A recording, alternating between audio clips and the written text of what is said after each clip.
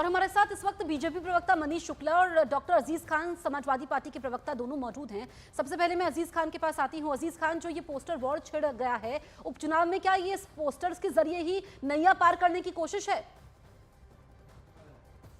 देखिए मैडम, ये पोस्टर के जरिए कभी भी कोई नैया पार नहीं होती है, लेकिन जिस तरह बीजेपी के लोग नफरत की बात करते हैं और इस कदर नारे का इस्तेमाल कर रहे हैं, इस तरह इन्होंने उत्तर प्रदेश से लेकर पूरे देश में माहौल खराब करने की कोशिश की, क्योंकि इनकी विचारधारा यही है। क्योंकि 3 सीटों से 325 का जो सफर इन्होंने तय किया, वो कहीं ना कहीं ग्राउंड इसका यही रहा है।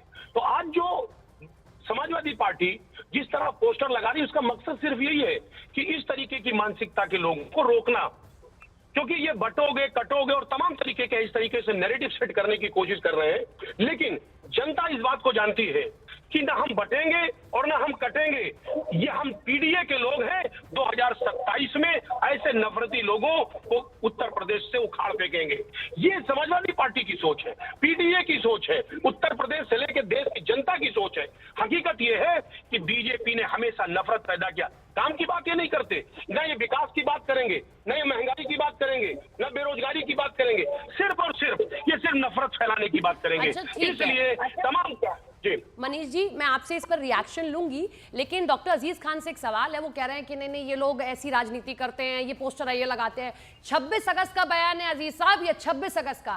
सितंबर, अक्टूबर, नवंबर आ गया और नवंबर में चुनाव है। अब क्यों जरूरत पड़ी थी पोस्टर लगाने की? अगर आप इतना कहते हैं कि इन पोस्टर पर और इन चीजों पर राजनीति नहीं करते, तो करिए विकास की राजनीति। 9 सीटों पर जाइए घूम घूम कर, और वहां पर पूछना चाहिए ना, वहां पर बात करनी चाहिए। पोस्टर तो आपकी ओर से पहले लगाया गया, अब इसके बाद में क्यों लगाया गया? अगर नहीं करनी थी इस पर राजनीति तो देखिए मैडम, एक बात जान लो, जिस दिन से नारे का इजाद हुआ, लैब में तैयार किया गया, लगातार आप देख रहे हैं किस तरह नारे के द्वारा जगह जगह मीटिंग्स में बीजेपी इस नारों का इस्तेमाल कर रही है। जो शीर्ष नेता हैं इनके, जिन्होंने संविधान की शपथ ली है, वो तक इसका इस्तेमाल करते हैं। यहाँ तक कि देश के माननीय प्रधानमंत्री महोदय भी इस तरीके के नारों का इस्तेमाल कर रहे हैं। नहीं तो मतलब आप उनकी लाइन पर चल पड़े हैं डॉक्टर अजीज खान। शॉर्ट में यही है, ठीक है। मनीष शुक्ला भी हमारे साथ जुड़े हुए हैं, बीजेपी प्रवक्ता है मनीष शुक्ला। जो डॉक्टर अजीज खान आरोप लगा रहे हैं, सबसे पहले उस पर आप जवाब दीजिए।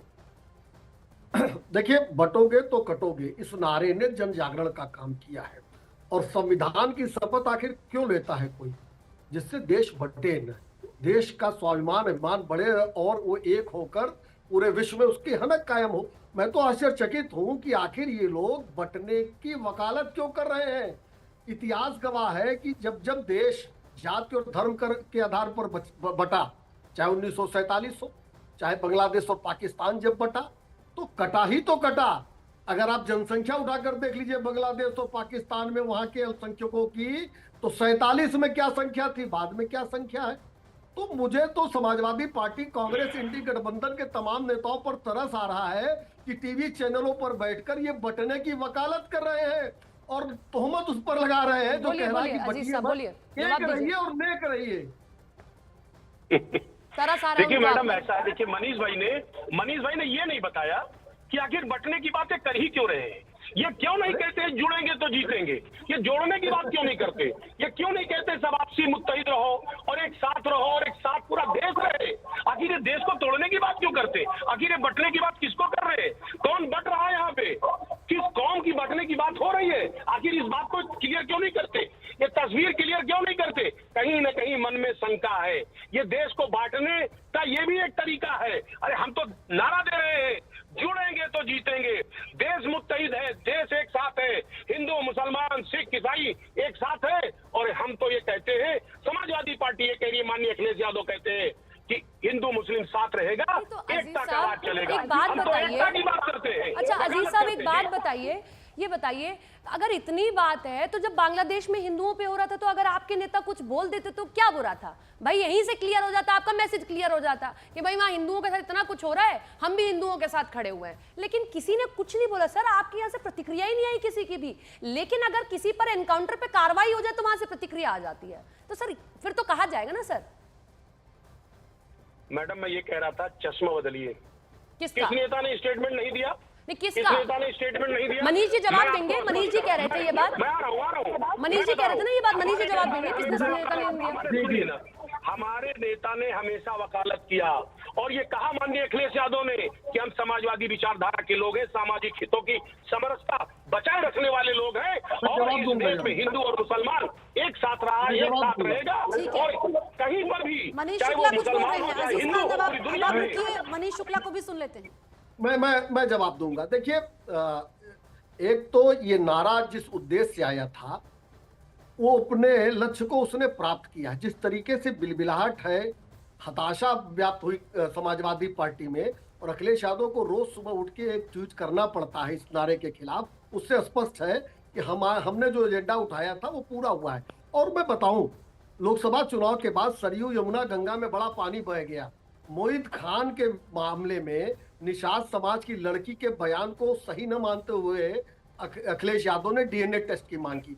वहां इनका पिछड़ा दलित डिलीट हो गया। लेकिन मनीष शुक्ला, आप जवाब दीजिए उस पर। मेरा आपसे एक सवाल भी है। आपने कहा कि जो टारगेट था वो पूरा हो गया, समाजवादी पार्टी ने जिस तरीके से पोस्टर लगाए हैं, तो आपका मैसेज तो जनता के बीच पहुंचना है ना। जो मुख्यमंत्री योगी ने बयान दिया था वो जनता के लिए दिया था ना।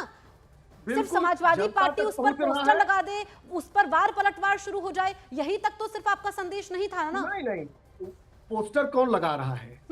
रोज पोस्टर कौन लगा रहा है? रोज बयान कौन दे रहा है? समाजवादी पार्टी इंडी गठबंधन दे रही है। अयोध्या में निषाद समाज की लड़की के साथ बलात्कार होता है और चूंकि आरोपी मुसलमान होता है तो अखिलेश यादव वहां डीएनए टेस्ट की मांग करते हैं। कन्नौज में पिछड़े समाज की लड़की के साथ बलात्कार होता है, बलात्कारी नवाब सिंह यादव होता है, तो अखिलेश यादव वहां डीएनए टेस्ट की मांग करते हैं। वहां इनका पिछड़ा दलित डिलीट हो जाता। दरअसल अखिलेश यादव केवल मुस्लिम परस्ती की राजनीति कर रहे हैं और इसीलिए बिलबिलाहट है इनके अंदर, इसीलिए हताशा निराशा में रोज एक बयान और रोज एक पोस्टर लगा रहे हैं। लेकिन जनता समझ चुकी है। राहुल गांधी अमेरिका में जाके आरक्षण समाप्त करने की वकालत करते हैं। जो अजीज साहब आपके साथ बैठे, इनकी पार्टी और पूरा इंडी गठबंधन ये कहता है कि जहां आपको कोई मुस्लिम अगर किसी उसमें मिल जाता है तो आप पीछे पड़ जाते हैं हाथ धो के, और अगर कोई और होता है तो उस पर उतनी कार्रवाई नहीं होती। ये समूचा विपक्ष आप पर आरोप लगाता है और इसी कवायद से आप लोगों ने बटोगे तो कटोगे का नारा दे दिया कि आपको मालूम है कि इस समुदाय से हमें हटना है, हमें एक वोट बैंक की राजनीति करनी है। नहीं, हमने तो ने ये कहा कि धर्म के आधार पर एक होइए न जात के आधार पर। हमने तो कहा बटोगे तो कटोगे। मॉरल साइंस तो सबने पढ़ा होगा बचपन में। एक लकड़ी का गट्ठर, उसको नहीं तोड़ा जा सकता, अलग अलग लकड़ियां तोड़ी जा सकती हैं। कौन बट रहा है? आखिर इसी बात को अगर कहा जा रहा है अजीज साहब से फिर जवाब लेंगे, कौन बट रहा है जी? बट कौन रहा है, जरा क्लियर आज करिए। आप कह रहे हैं ना एक ही जाति एक ही धर्म, फिर अजीज साहब से जवाब देंगे, जल्दी से दे देगा। कौन बट रहा है, किसको आप एकजुट कर रहे हैं? हर वो व्यक्ति, हर वो समुदाय जिसको भारत माता से प्यार है, जिसको हिंदुस्तान को मजबूत रखना है, उसको एक साथ सामने आना पड़ेगा।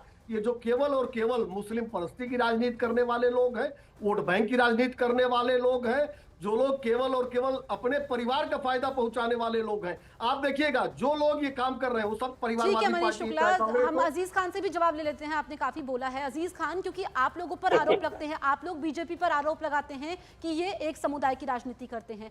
यही आरोप बीजेपी आप पर लगाती है कि आप एक वोट बैंक के पीछे भागते हैं, इसीलिए आप ये सब कर रहे हैं।